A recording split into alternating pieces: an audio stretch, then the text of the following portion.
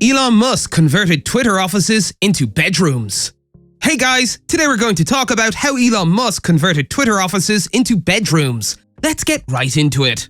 Twitter is being investigated by San Francisco city officials after a complaint that the company allegedly converted rooms in its headquarters into sleeping quarters, an inquiry that has enraged Elon Musk.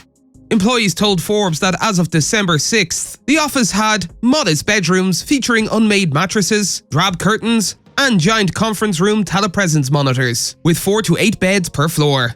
The changes appear to be part of Musk's hardcore Twitter strategy, in which he has demanded that employees work long hours at high intensity after firing nearly half of the company's workforce.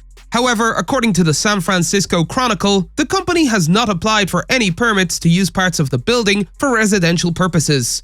After receiving a complaint, the San Francisco Department of Building Inspection confirmed to several media outlets that it is investigating the matter and plans to inspect the company's headquarters. A department spokesperson, Patrick Hannon, told the Washington Post, "We need to make sure the building is being used as intended." He then added, "There are different building code requirements for residential buildings, including those being used for short-term stays. These codes make sure people are using spaces safely. The department has contacted building representatives to conduct an inspection, and if the headquarters are not up to building code, a notice of violation will be issued." Hannon stated that the city treats all property complaints and owners equally. Hannon said, "No one is above the law."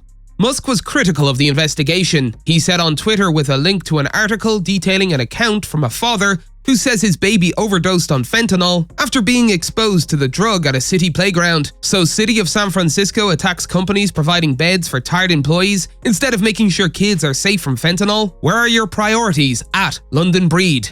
There has been no confirmation from city or police officials as to whether the child's emergency was caused by fentanyl exposure. Some employees have already reported sleeping in the corporate headquarters. Esther Crawford, Twitter's director of product management, posted a photo of herself sleeping in the office with an eye mask and a sleeping bag last month. Crawford wrote on Twitter, "When your team is pushing round the clock to make deadlines, sometimes you #sleep where you work." Employees told Forbes that no announcement was made about the new beds, but that they believed that they were there so workers could stay in the office overnight. They said, "It's not a good look," adding, "It's yet another unspoken sign of disrespect. There is no discussion, just like beds showed up." Researchers find that the rise of hate speech on Twitter is unprecedented. Before Elon Musk bought Twitter, slurs against Black Americans appeared an average of 1,282 times per day on the social media platform. They increased to 3,876 times per day after the billionaire purchased Twitter. Before Musk took over, slurs against gay men appeared on Twitter 2,506 times per day on average. Following that, their use increased to 3,964 times per day. In the 2 weeks following Musk's acquisition of the site, anti-Semitic posts referring to Jews or Judaism increased by more than 61%. These findings from the Center for Countering Digital Hate, the Anti-Defamation League, and other online platform research organizations provide the most comprehensive picture to date of how conversations on Twitter have changed since Musk completed his $44 billion acquisition of the company in late October. While the numbers are small, researchers say the increases are unusually high. The change in speech is just the beginning of a series of changes to the service under Musk. Accounts that Twitter used to regularly remove, such as those identifying as members of the Islamic State, which were banned after the US government designated ISIS as a terrorist organization, have resurfaced. Accounts affiliated with QAnon, a vast far-right conspiracy theory, have paid for and received verified status on Twitter, lending them credibility.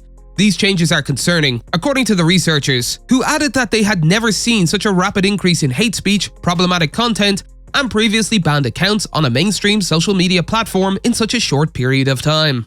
Musk, who did not respond to a request for comment, has previously stated that he is a free speech absolutist, who believes in unrestricted online debate. He has moved quickly to change Twitter's policies, allowing former President Donald J. Trump to return after being barred for tweets that could incite violence. Just weeks ago, Musk proposed a widespread amnesty for accounts that Twitter's previous leadership had suspended, and recently, he ended enforcement of a policy against COVID misinformation. But Musk has denied claims that hate speech has increased on Twitter under his watch. Last month, he tweeted a downward trending graph that he said showed that hate speech impressions had dropped by a third since he took over. He did not provide underlying numbers or details of how he was measuring hate speech. Changes in Twitter's content affect not only society, but also the company's bottom line. Advertisers who account for roughly 90% of Twitter's revenue have reduced their spending on the platform while they wait to see how it will perform under Musk. Some have expressed concern that the platform's discussion quality will suffer. Twitter attempted to reassure advertisers about its dedication to online safety. According to an EU spokesman, Musk's appeal to advertisers coincided with a meeting between Musk and Thierry Breton, the European Union's digital chief, during which they discussed content moderation and regulation. Breton has pressed Musk to comply with the Digital Services Act, a European Union law requiring social media platforms to reduce online harm or face fines and other penalties. That's all for today, and we'll be sure to catch you all in the next one.